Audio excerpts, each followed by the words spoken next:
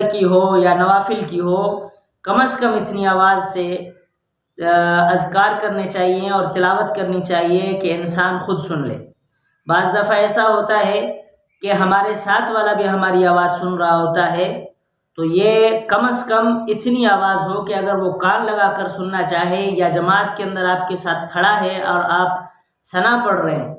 تو ایسی صورت میں اگر آپ کی آواز ان کو سنائی دے رہی ہے، ہلکی سی آواز سنائی دے رہی ہے، تو اس سے کوئی حرج نہیں ہے۔ لیکن بالکل دل میں پڑھنے کا طریقہ یہ درست نہیں ہے، اور اس سے ہمارے بہت سارے دوست بھائی